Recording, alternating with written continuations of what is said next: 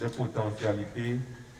Cette sortie du ministre de l'Agriculture, de la Production animale et halieutique cible essentiellement les cantons à forte potentialité mais peu valorisés. Dans la région des Savanes, Pognon, situé dans la préfecture de Pendial-Ouest, en est un. Ici, l'agriculture est florissante, en l'occurrence l'élevage. Avec son couloir de transhumance internationale, Pognon se positionne comme le hub à bétail au Togo.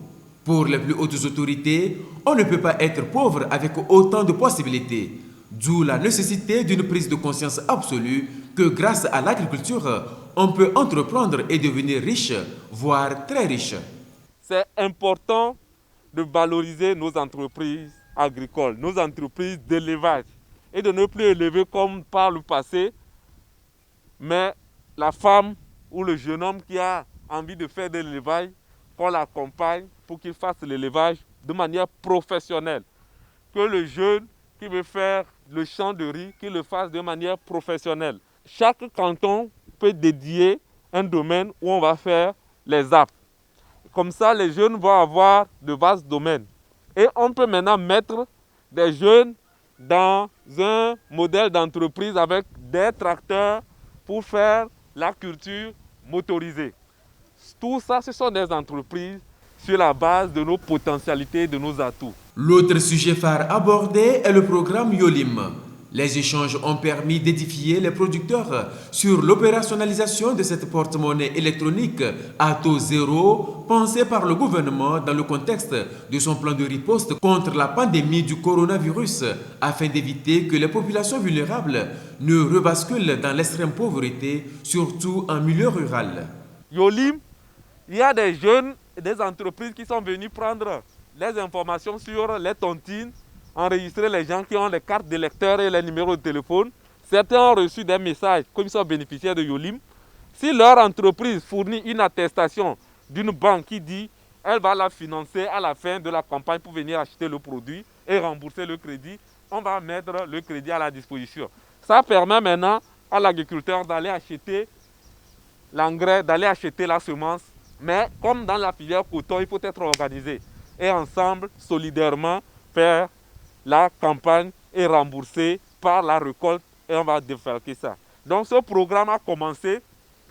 Et ceux qui peuvent encore activer, qui n'ont qu'à voir avec les entreprises à qui ils ont donné leur nom et leur numéro de carte d'électeur et leur numéro de téléphone pour voir si ces entreprises ont déjà fait l'attestation de financement pour qu'on active ça pour qu'ils puissent le faire.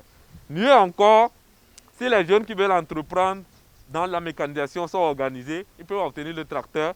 Et on a une autre plateforme qu'on appelle Baya qui permet à ce que sur cette plateforme, celui qui veut louer, il envoie juste un SMS et on lui trouve un tracteur qui vient louer et il paie directement par téléphonie mobile. Nous disposons des grandes superficies, mais seulement les moyens qui nous manquent. Mais à voir ce que le ministre vient de dire, je pense que si on faisait 1 hectare, l'année prochaine on va faire quand même 5 ou 6. Et cela ne serait pas seulement pour consommer, mais pour vraiment faire de fortune. Les efforts du gouvernement pour assurer la disponibilité des engrais en quantité suffisante, on parle du triple de la commande habituelle, soit environ 150 000 tonnes, et la gestion intégrée de l'eau grâce aux kits d'irrigation ont été exemplifiés aux producteurs.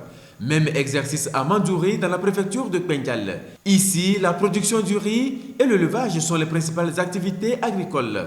Elle nécessite cependant une restructuration profonde, doublée de changements de mentalité des acteurs pour en tirer le plein potentiel. On a des entreprises qui veulent s'installer à Lomé, qui ont besoin chaque année de 350 000 têtes de bœufs. Quand on a fait le calcul, on se rend compte que tout le cheptel du Togo ne peut pas fournir ça. On a à peu près 450 000, donc on ne peut pas prendre les 350 000 dedans. Il faut développer l'élevage. Et donc, pour le faire de manière professionnelle, on ne va plus faire comme avant avec la transhumance seulement. On sait que quand le moment de la transhumance arrive, il y a des conflits aussi. Donc il nous faut nous organiser des pâturages. Il y a déjà une très bonne initiative qui a commencé sur 300 hectares, mais c'est 100 hectares qu'on est en train de faire dedans. Il faut qu'on arrive à mettre ça à l'échelle et que chaque canton puisse faire la même chose pour qu'on développe les lieux où on va amener les troupeaux et les faire grandir. Le message que le ministre nous a apporté, ça c'est pour nous encourager, c'est pour notre propre développement. Alors nous sommes très fiers. Le ministre a eu à nous dire de travailler en coopérative comme des entrepreneurs pour pouvoir bénéficier des services de l'État. La visite du chantier de l'entreprise de services et organisation de producteurs ESOP de Mandiouri a été l'autre temps fort de cette sortie du ministre de l'Agriculture. Une mission nationale d'évaluation à mi-parcours de la campagne agricole 2021 afin de tirer les leçons et donner de nouvelles orientations pour atteindre de meilleures performances en fin d'année.